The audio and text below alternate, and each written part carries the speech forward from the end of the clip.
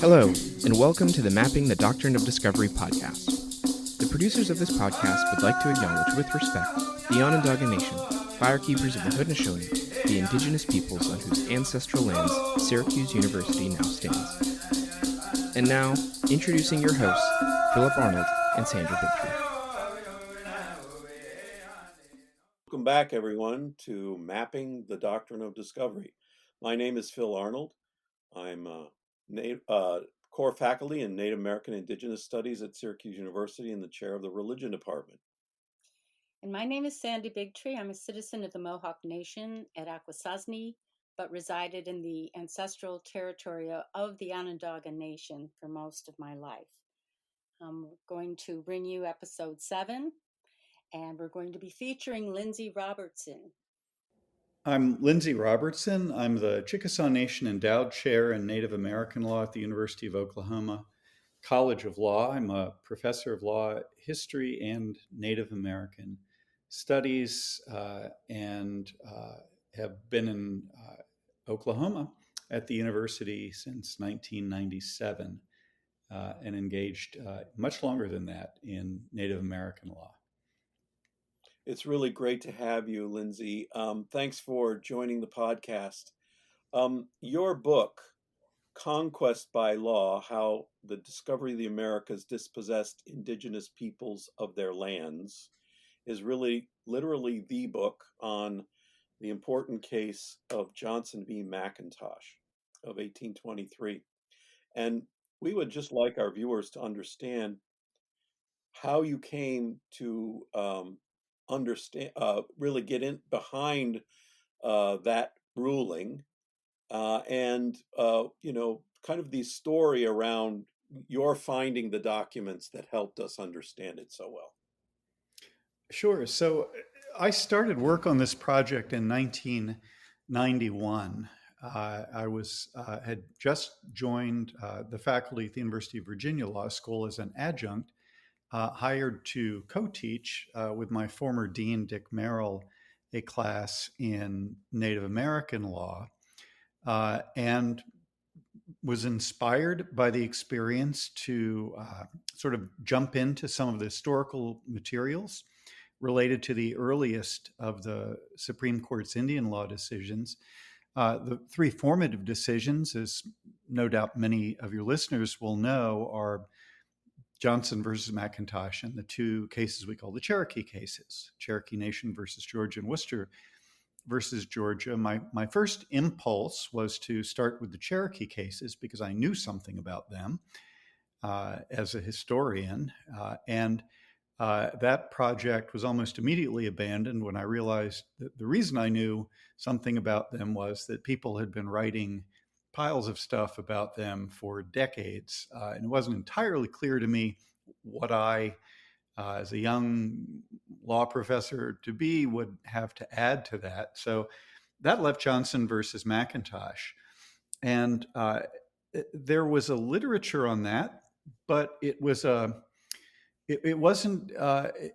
history-based literature. It was interpretation of the opinion, which, of course, gave rise to the American version of the doctrine of discovery that we have as a part of American law today. But I couldn't find answers to basic questions, including who's Johnson, who's McIntosh, what's the story behind the litigation? I had been a litigator, and so those questions were of great interest to me.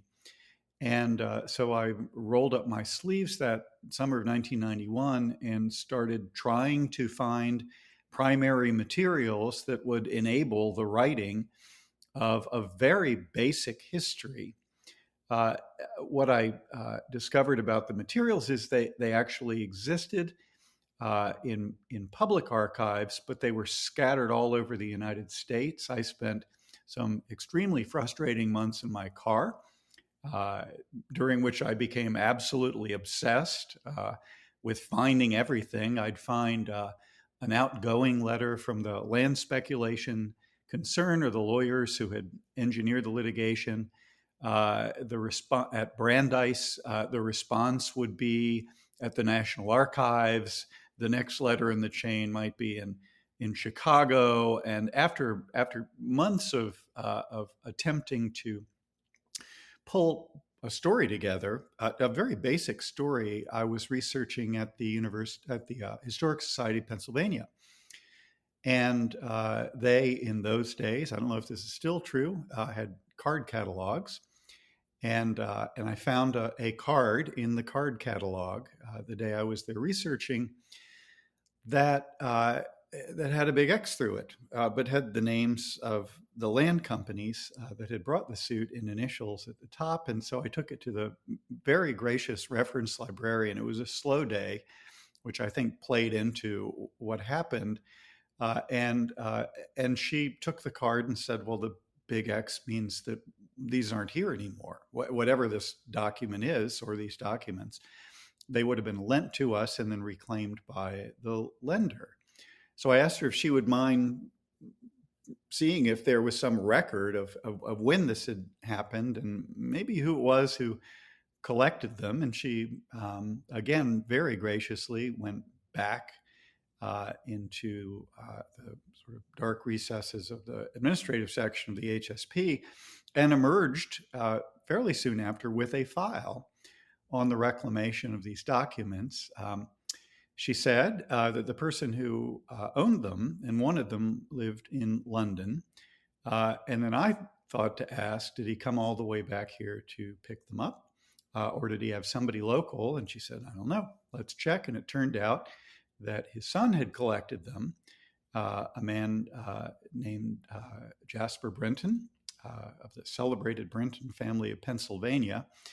And then going to the payphone, which I also discover doesn't really exist anymore when I get out in places that used to have payphones.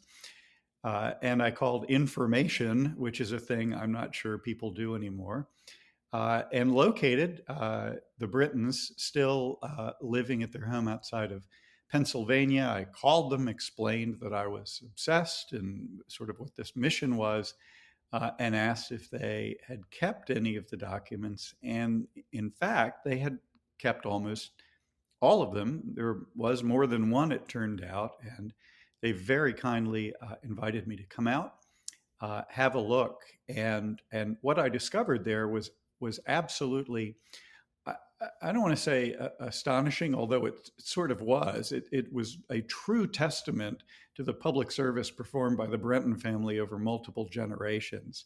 And that's always the first thing I have to say when telling the story, because they, Jasper's great or great-great-grandfather had been the last secretary of the land companies and had preserved these documents, and they were handed down through the family through multiple generations until finally they were there for me to have a look at. And what they were wasn't a sampler.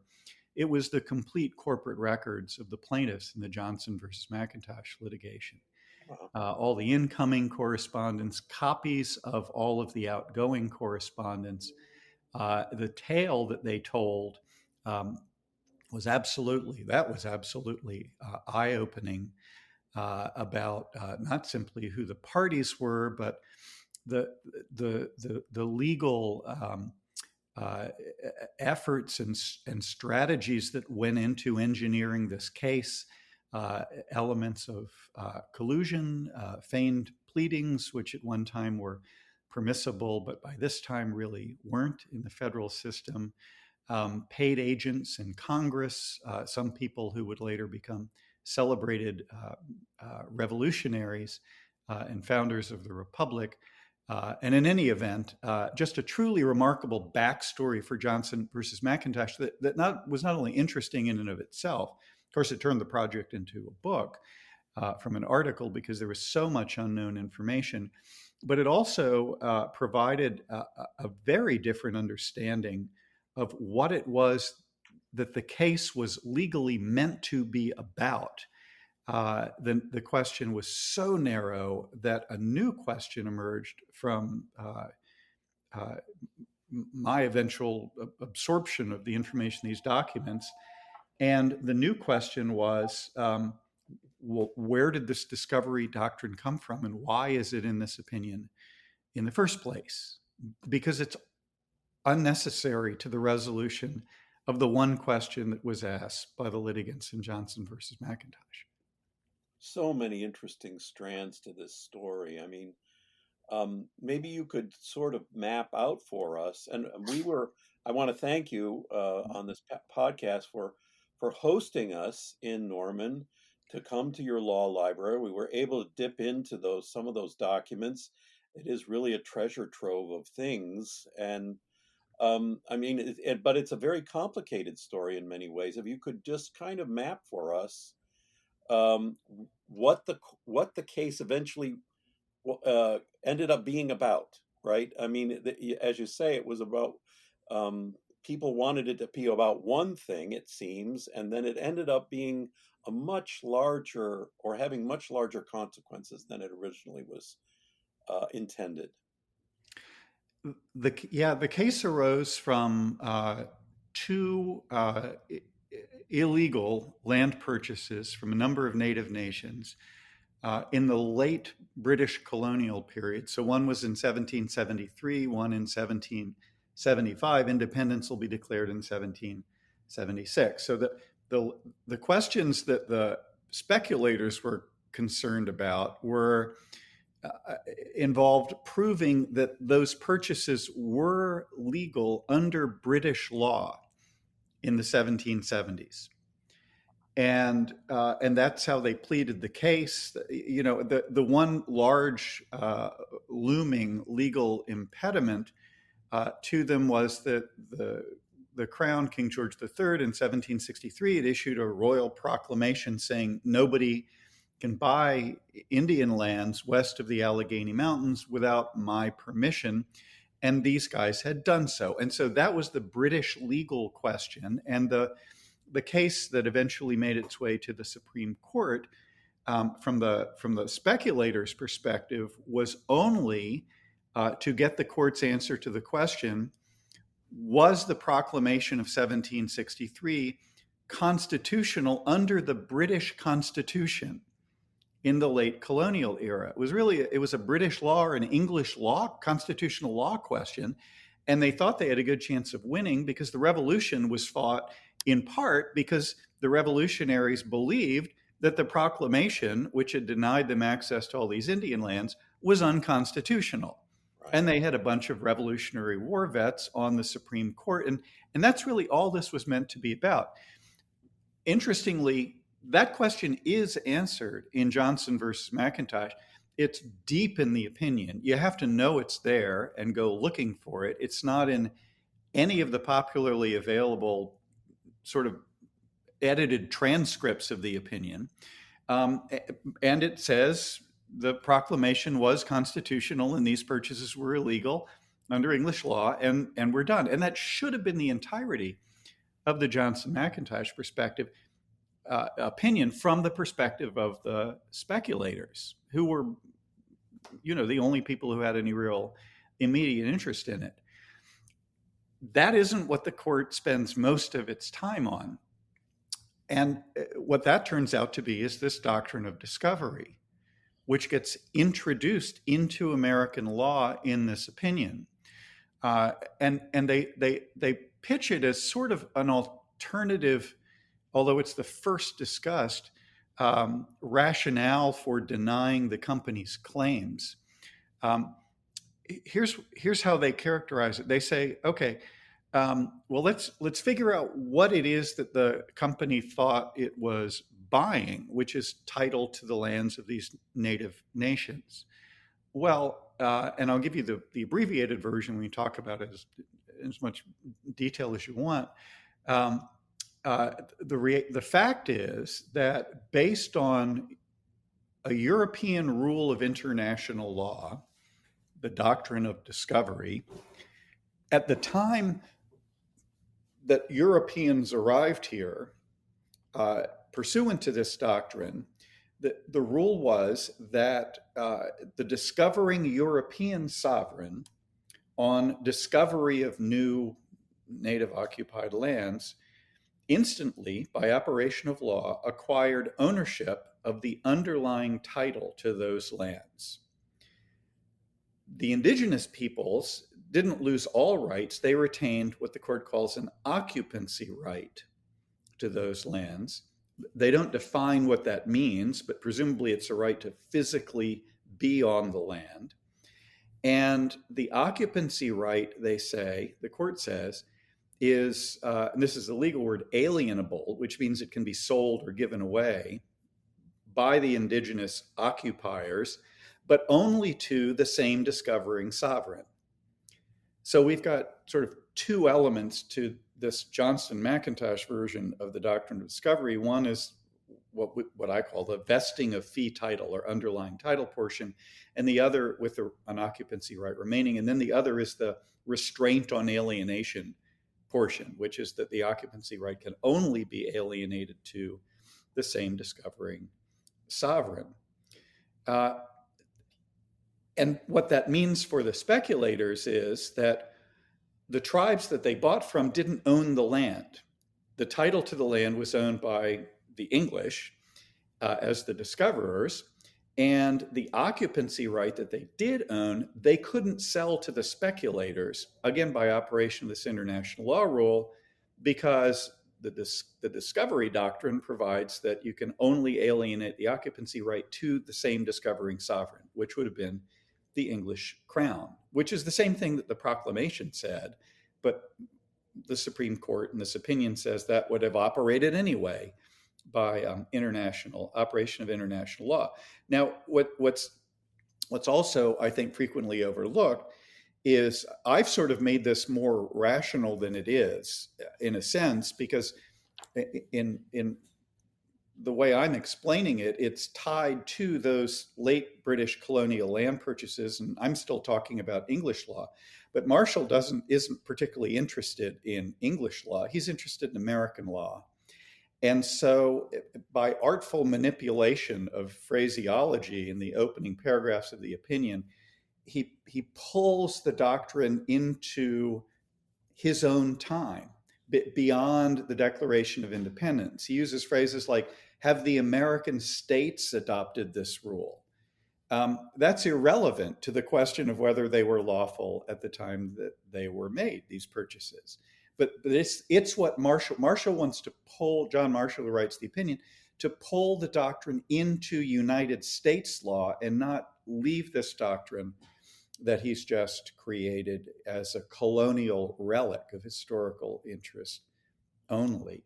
So you would say then the British law of what you're calling fee title then is sort of moved over into the American legal framework through this kind of language that Marshall is using, right? Exactly. Yeah. Wow. Fascinating. But this wasn't clarified to the indigenous nations that were involved in these documents. And the law is always supposed to lean towards an indigenous interpretation and understanding of what was actually happening. So there was a lot of they were misled into signing of these documents. I don't know they were misled. They were entirely excluded. So there was no indigenous participation in the Johnson-McIntosh litigation. Oh, right. But in a lot of these earlier documents where there were signatures, many of those signatures were just random Indians that were signing it. And I remember we had that conversation that there was so much alcohol during this period of establishing these laws that most of the founding fathers were kind of looped. And some of these documents were signed in bars. Taverns, yes. Taverns. Yeah. That was a funny conversation. I A lot know. of these key documents that were, fundamental for property law that are still taught in law schools like yours, are signed in bars by basically drunken people. I think we have to really see the whole picture here to get a sense what's going on, right? Yeah. It's, this character, John Marshall, in and of himself, that's an important story to this whole thing. And one of the things that we learned visiting your place was, what a character he was. Yeah, Marshall's a really interesting figure, and I think uh, I don't know if underappreciated is the way. I think his complexity is underappreciated. He's certainly talked about a lot in law schools, and a lot of his opinions are read.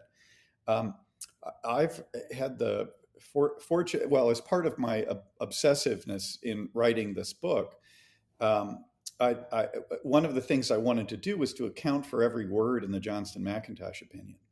And when you read it, the core of the justification for the discovery doctrine, which is Marshall's history of British colonial practice, has no citations.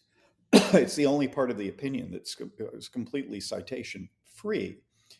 There's a reason for that, but what that sort of drove me to really really dig into John Marshall and the sources that he might have used. And one of the I don't even remember how much time this took, but you're talking about alcohol. There was definitely some of that involved. But I sat down and with a stack of Supreme Court reports and read every opinion written by John Marshall in chronological order. It's like reading the works of Shakespeare in chronological order. I mean, you get a lot out of it. You learn the phrases that he liked to use. There's certain a way of expressing himself, the logic strategies and games that he plays because they recur. It's just people repeat themselves, and you don't realize the extent to which somebody like John Marshall does unless you read all of his opinions Wow. back to back. Uh, and I ended up uh, feeling so. My sense of John Marshall, who oddly is simultaneously praised and cursed by the Indian law bar for the Johnston McIntosh decision.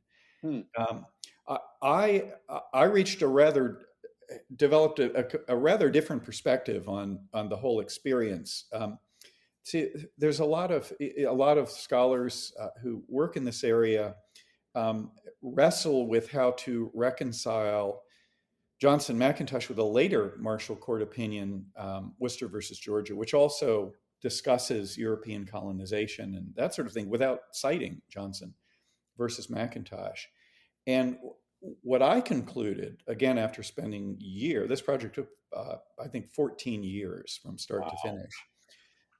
What I concluded ultimately about John Marshall is that those two decisions are irreconcilable intentionally. That Worcester versus Georgia, which gives us a very different version of the doctrine of discovery, was issued in hopes that people would forget he had ever written Johnson versus McIntosh. I think what drove him to write that opinion with that lengthy discovery doctrine sections, 20 pages of like a 23-page opinion, was a dispute that was live at the time, very important to Marshall. I think he gave it way too little thought in terms of potential consequences. I think it had enormous consequences, and I think he regretted it fairly soon after issuing it. Certainly within a decade, and tried to erase it, and that's the sort of to his credit part. But he just couldn't pull it off for a variety of reasons. Yeah, he's an interesting figure, certainly in in American history, and maybe one that we don't talk about enough outside of the legal profession. One of the interesting things, and I actually ordered the book that you had talked about, was his is it the history of the life of George Washington, or the life of George Washington in something like several volumes anyway. But you had talked about how he um, he created this narrative about George Washington that went back to Columbus, that had to frame the life of George Washington in terms of this long uh, period of time, which we would tend to see in our in our area of the world as kind of a myth history, kind of a the legend of how Columbus and George Washington are related. And I just wanted you to talk about that because it appears in the decision, right? I mean, that history is part of the decision. Yeah, I can't claim any credit for having any particular inspiration to dig into Marshall's book. A lot of the research that I did for my book was just almost complete fortuity or fate, I guess, if I'm feeling good about myself. And the life of Washington, I just stumbled on when I was heading out to lunch one day, and it happened to be on the shelf, and I didn't even know it existed, frankly. And so it was a book project. Marshall had been urged to write this. The Marshall family were good friends with the Washingtons. And one of Marshall's colleagues on the court, Justice Bushrod Washington, was George's nephew and the Mount Vernon heir. If memory serves, a book had just come out about General Nathaniel Greene, sort of making him out to be the leading military figure of the American Revolution. And Bushrod Washington was eager that somebody write something to refute that. And so Marshall agreed. I can't imagine with any particular enthusiasm because he had a full-time job and a large family. And in any event, he agreed that he would write this biography. And then he seems to have just gotten completely carried away with it. So it was meant to be Washington's career during the Revolutionary War. And he evidently, at some point early in the process, decided that you couldn't really understand Washington as a general unless you understood Washington the man. And so it becomes a full-blown biography. At some point, again, fairly early on, he apparently decided you can't really understand Washington the man unless you understand the world into which he was born, which turns out was the Virginia colony. So it seems that like version 2 started in 1607 with the establishment of the Jamestown colony, but then you can't really understand the Virginia colony, evidently he reasoned, unless you understand the history of European colonization of the Western Hemisphere. So the life of George Washington, General in Chief during the Revolution, begins with Columbus. And the entire first volume, it's been a while since I looked at it, but I'm not even sure Washington is mentioned. It became a multi-volume series, of some value and maybe historical curiosity. It is, I believe, the first comprehensive English language history of European colonization. This first volume. That's interesting. So that's Published interesting. about 1803 or something. Yeah, 1803 is, I think, he's a young man then, right? Is when the first volume comes out. Yeah, he was. I don't remember how young he was. I think he was born in the 1750s. Oh, okay. So he, in any event, wrote this book. He apologizes for it in the introduction. Look, I know this isn't all that good. I'm the Chief Justice. I've got a large family, full-time job, and no access to any primary materials. So the entire thing is built on apparently stuff he had at home. William Stiff's history of this and William Robertson's history of that. And then it's sort of a cut and paste job. Yeah. And he put it out, and it got pretty much universally panned by critics. I think, as I may mention to you when we were together in Norman, I think the kindest review I could find said something like, "The Chief Justice will add little to our literary reputation as a nation," which isn't really glowing praise. All of this became important to me, and I guess is important to us when I started reading this thing, having spent so much time at this point with Johnson versus McIntosh, because I immediately recognized that the language in this first volume of The Life of George Washington, this one-volume history of European colonization, was that uncited historical section from the Johnson versus McIntosh opinion. And it starts almost immediately. I thought I've read this before. And the deeper I went, the more obvious it became. One thing that what Marshall had done after oral argument, he had decided what the opinion was going to say. He went back to his office. He pulled his Washington biography, volume 1, off the shelf, and just started cutting and pasting from Washington to the Johnson-McIntosh opinion.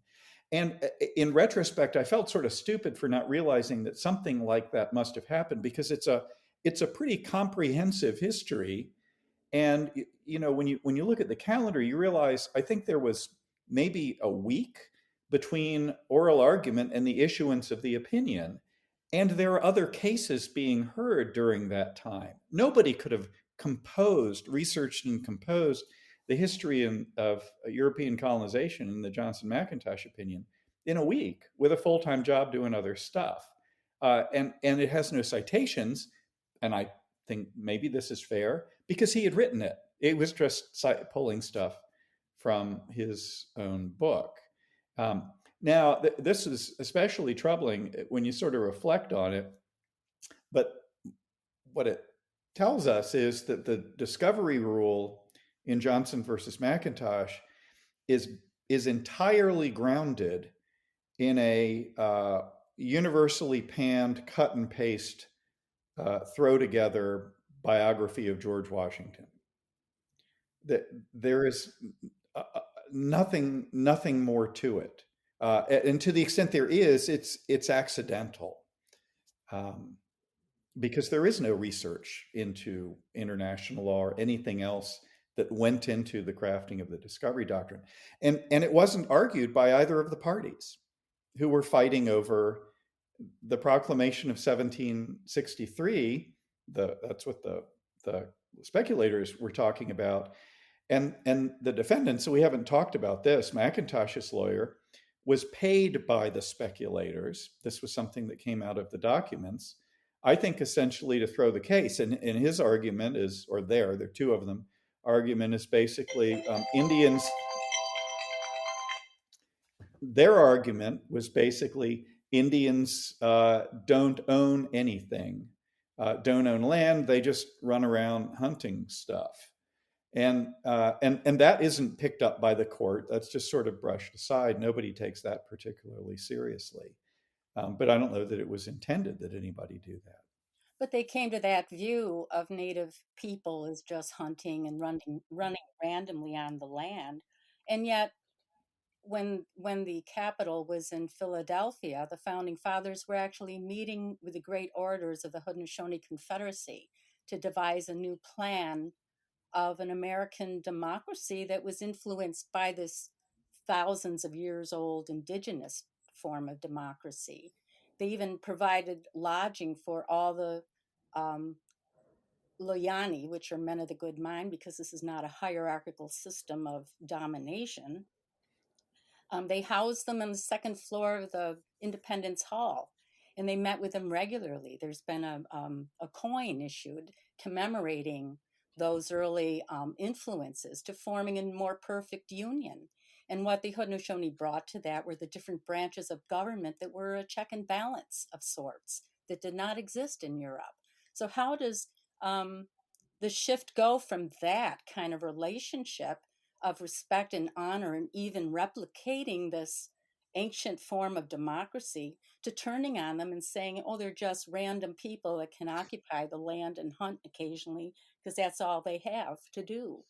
Well, I don't think there was that shift. I think this was a throwaway argument. I think it was made with the expectation nobody would take it seriously, because the federal government had already embarked on a policy in the Trade and Intercourse Act, which was first passed in 1790, so that's Right. 30 years earlier, that they were going to buy Indian lands. And that's still the policy today. But in So part, wasn't the Non-Intercourse Act a way of situating the federal government as the overlying control of statehood? But they weren't. And then somewhere down the line, then they become the guardians of Indian nations that were sovereign. It's like, yeah, it's all a free for all. Yeah, well, yes. Well, the Trade Intercourse Act was, but the Constitution is the one that said between the federal government and the states, the federal government is going to be in charge of Indian affairs. That was to clean up a mess that had been created in the Articles of Confederation.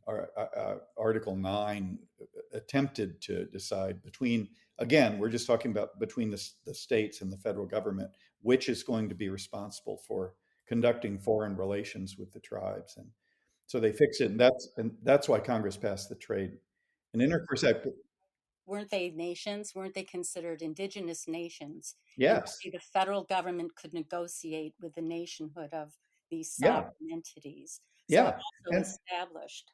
yeah, and you know, in this the and this is what's so, and I think that Marshall, again, my read, and this is discussed in detail in this book, is that I think Marshall thought that Marshall had another problem on his desk that had to do with title to land in Western Kentucky that had been promised Virginia militia veterans by the government of Virginia as compensation for their participation in the Revolution, because Virginia didn't have any money to give them.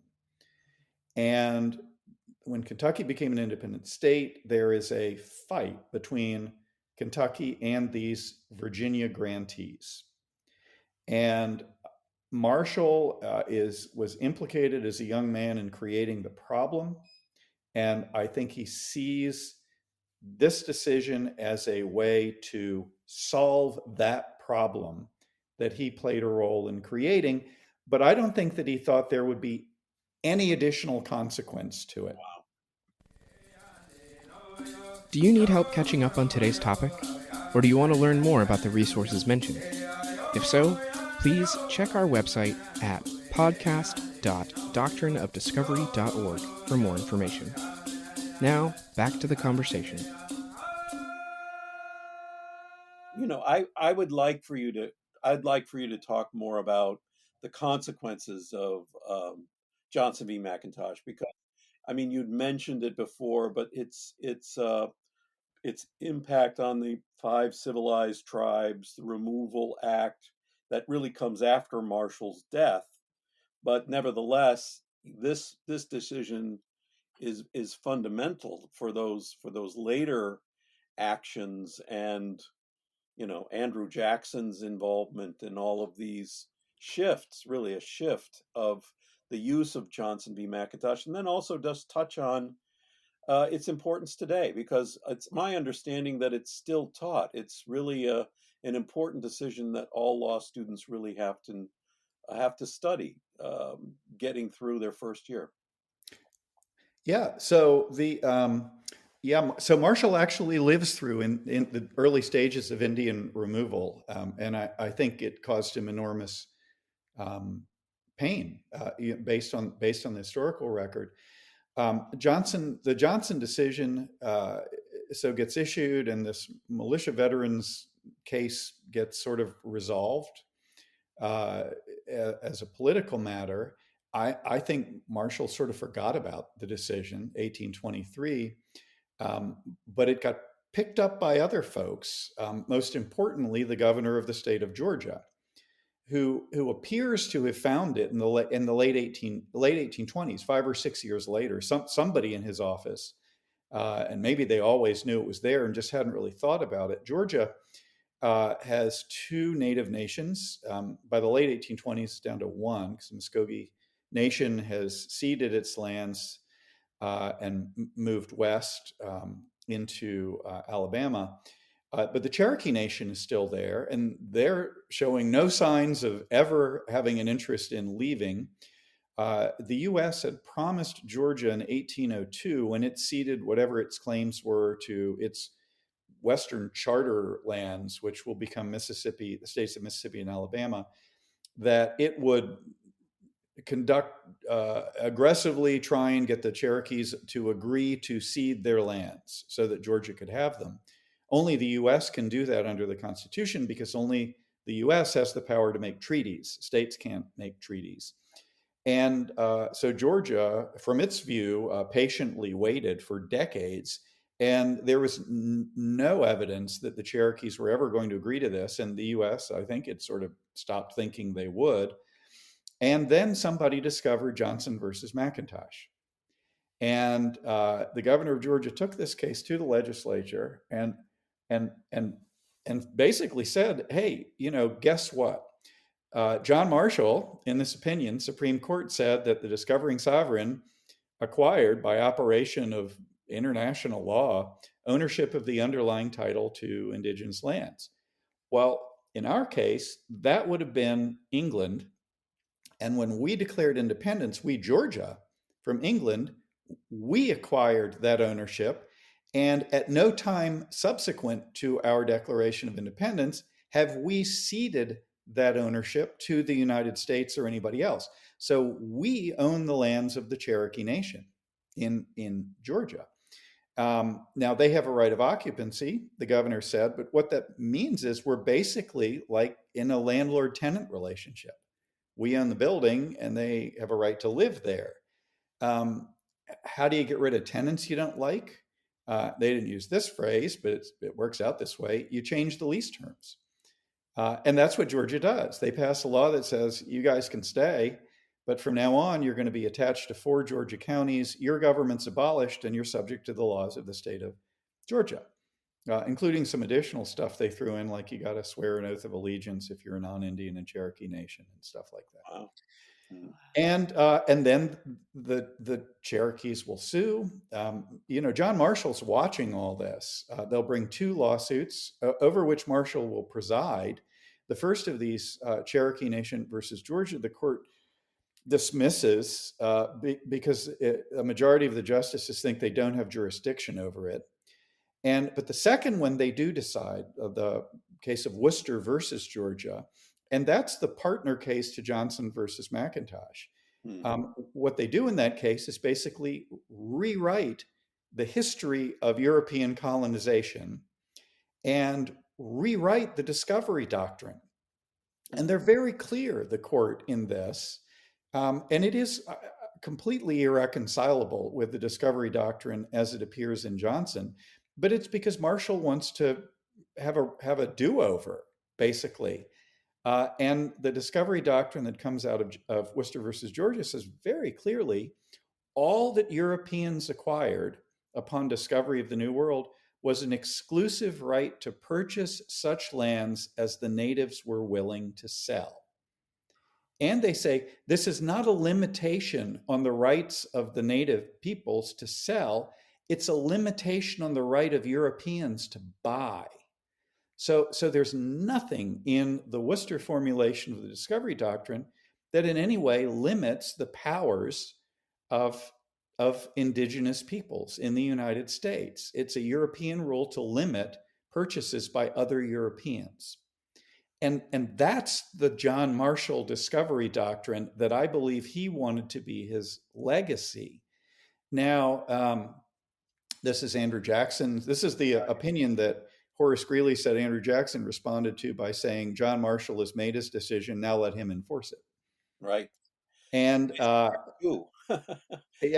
and of course he doesn't have any special power to, but South Carolina helpfully introduces the doctrine of nullification over the summer. They get so excited that Andrew Jackson seems to be supporting states resisting the federal government.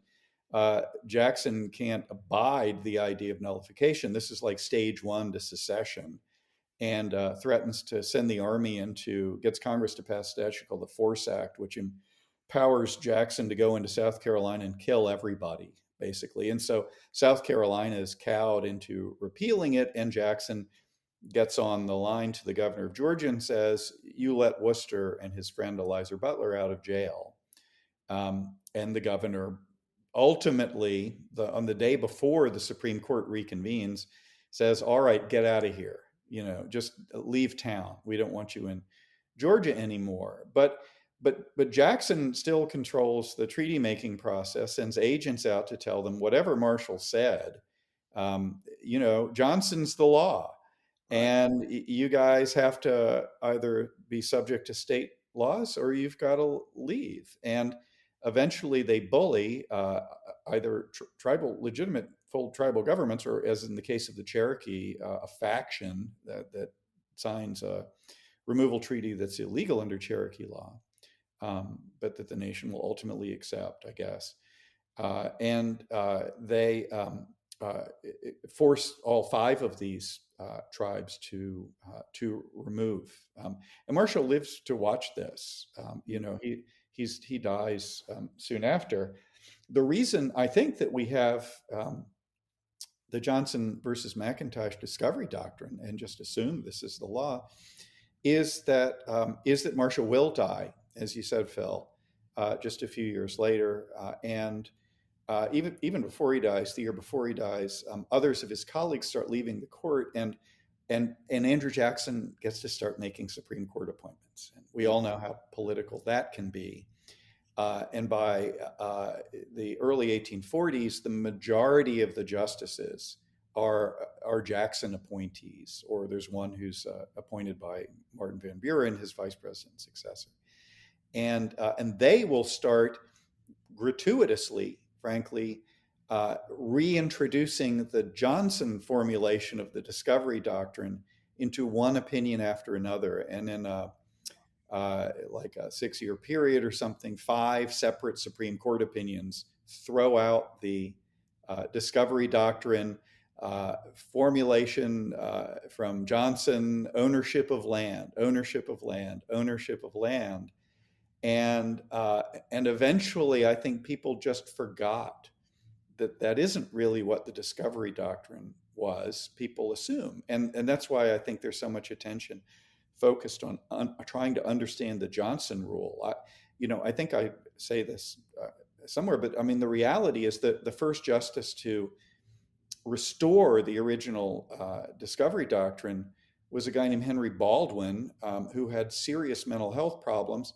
And if you want to talk about the discovery doctrine as it's articulated in Johnson versus McIntosh, which includes ownership of land, I think it's really only fair not to call it John Marshall's discovery doctrine, but to call it Henry Baldwin's discovery doctrine, and to recognize that the only reason it's in U.S. case law now is because it facilitated Indian removal. Right. And the reality of both of those statements, I think, alone make a strong argument for getting rid of it. Yeah. That's a conversation for another day. That's for sure what we're all kind of focused on, I think, when it comes to Johnson. So, I want to wrap this up because I know we have to. And I just want to thank you, Lindsay, for a really fascinating conversation. Also, just thank you for being a gracious host in Norman. We really enjoyed, getting a better sense of the importance of this story. And you are very generous with your time. Yes, thank you. Well, I appreciate it. It was a pleasure having you all out. Look forward to having you out again sometime. And this was fun. What you're doing is really important. And so as a citizen, I applaud you for the time that you and your organization and the university are putting into sort of making sure that people understand exactly what this doctrine is and what its consequences have been. And I'm going to also say that this is an example of the way we want to work, is that, across disciplines, across professions, right? Because I think we only can get really a purchase on the significance of these things if we're working as we do in, Native American Indigenous studies. We have to work cross-disciplinary, cross-professional. I really appreciate it.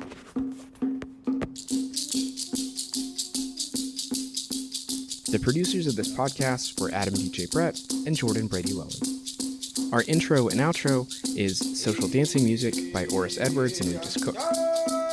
This podcast is produced in collaboration with the Henry Luce Foundation, Syracuse University's Department of Religion, and the Indigenous Values Initiative.